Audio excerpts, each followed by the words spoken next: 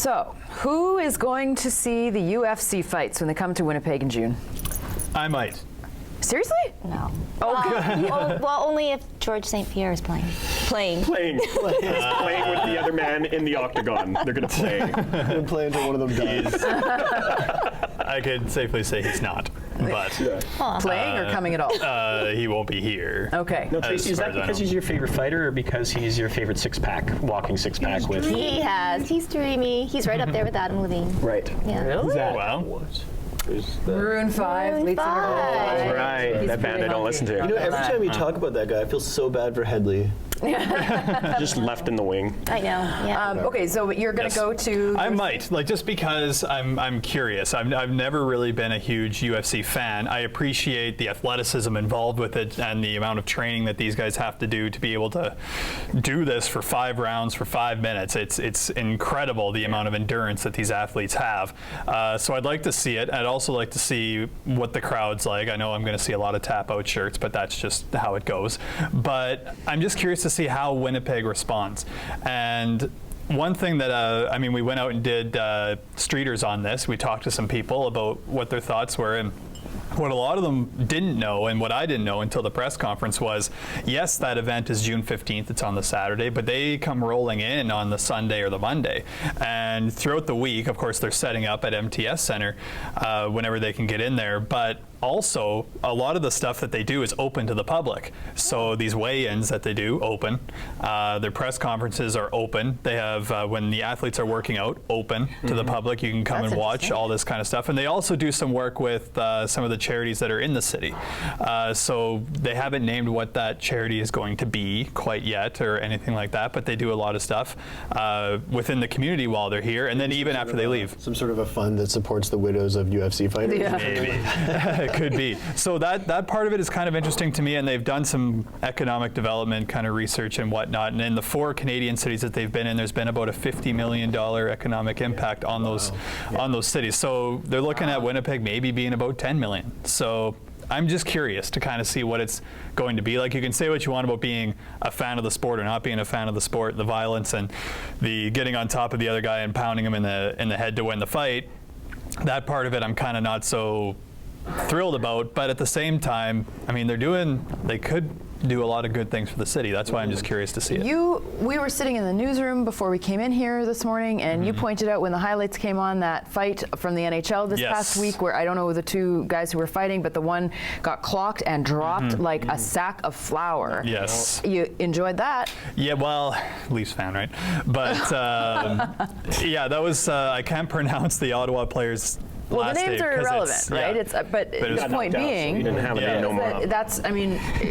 People are. There's been a lot of talk the past several days about since they announced the UFC was coming. People are very divided. It's yuck. I can't stand that. I would never watch that. Or I can't wait to see UFC. Pretty much. People are freaking out and they're excited.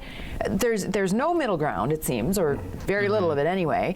But I find it funny that you would say, I don't know if I want to watch them knock each other out and pound each other's faces. But you watch it in hockey all the time? Yes. Well, it's not the main part of the game in hockey, whereas at UFC, that is exactly what you're expecting to see. Yeah.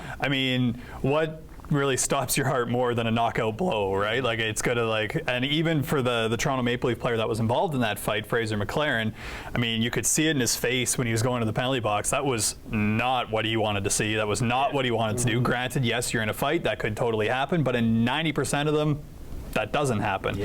So the Ottawa player now has a concussion, and that's he's gonna and that could be life-threatening. Do you think though, with this UFC fighting and it being so popular amongst males, that it has a spill off into sports?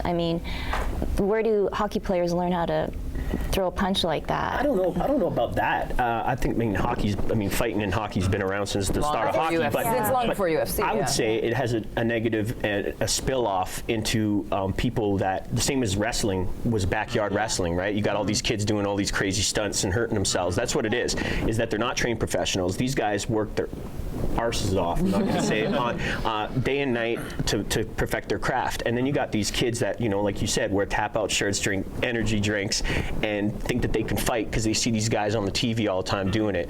I'm here to tell you a lot of those kids can't fight, and they think they can, and that's the thing, is that they hurt each other, and they hurt other people because they think they're badass, and they're going to fight after they see this match. They get all hopped up, they go out there, and that's the only thing I see negative about the sport. Personally, it's regulated, it's got rules, it's refereed. These people agree to this before they go into that. It's not like we were comparing it to the gladiators of old, but that was to the death. This is to... it does still appeal to the same thing, right? Because the Coliseums were full back in that day. Like it was... They wanted to see blood. Right, and it's... So yes, it's regulated. No, we're a more civilized society now that we would not allow it to be to the death. But hey, we're like... Muhammad Ali, look at the life that man's living now, and the lack of quality of life he lives with. That's like a death sentence anyway. Right. So maybe we're not seeing them die in front of us. Maybe that's not the end result in front of our faces. But later on, I don't know. And it is as big. It is as big as those days, because if you look at it, this is going to be like the second biggest event probably in Winnipeg ever, sporting event, next to the first puck dropping at this year's last year's Jets game. You know what I mean? Like they're saying the reach of this is going to be bigger than that in terms of this is international pay-per-view. Yeah, like there's a title on the line at UFC 161 here in Winnipeg. So I mean, they're talking about like the pay-per-view numbers that these guys bring in is incredible. It's something that I don't even think the NHL can touch. It clearly does appeal to, yes, we're humans. Yes, we live in a civilized society for the most part, but there is still a side of us that dark side. Well, it's our. It goes back to primal. Yeah, it's our. Thank you. That's a word wasn't coming to mind. There's a very funny contradiction in sports like this, and even in fighting in hockey, where these people that we're paying money to see and that we're all sort of idolizing are doing something in the context of this sport where if they did it in the parking lot, they'd get arrested. But they're doing it, and since it's regulated, that's okay, It's okay here, but it's not okay here. But what kind of a message does that send? We're sanctioning this massive sporting event where these people are essentially just beating each other into unconsciousness. Absolutely. How did it all start? I don't even understand how this whole concept started. It was. I don't really want to speak to how the UFC came to be, but what it kind of originally was at one point was, you have a bunch of mixed martial arts. Right? Well, there's a bunch of mixed martial arts in the world, right? There's Taekwondo, there's your karate, the Jiu-Jitsu, Muay Thai, there's all this kind of stuff. And of course, people are always curious, what's going to happen if, a guy that's really good at Taekwondo gets into a ring with someone that's really good at Jiu-Jitsu? Which one Luckily, prevails? I can speak to where it started. It was actually Brad Pitt and Edward Norton that started. Absolutely. True enough. I really do think, though, it clearly does appeal to a primal side of us that people, yes, we may have evolved, over thousands and thousands of years, but bottom line is there's still, just like with our own house pets that still have their primal instincts, and that, it's the same thing that I think back, way back, you would fight to survive, and that there's still part of something in us. Well, not even just you would fight to survive, but when you see someone else fighting to survive, that's interesting, and you watch it. Yeah. Is it women?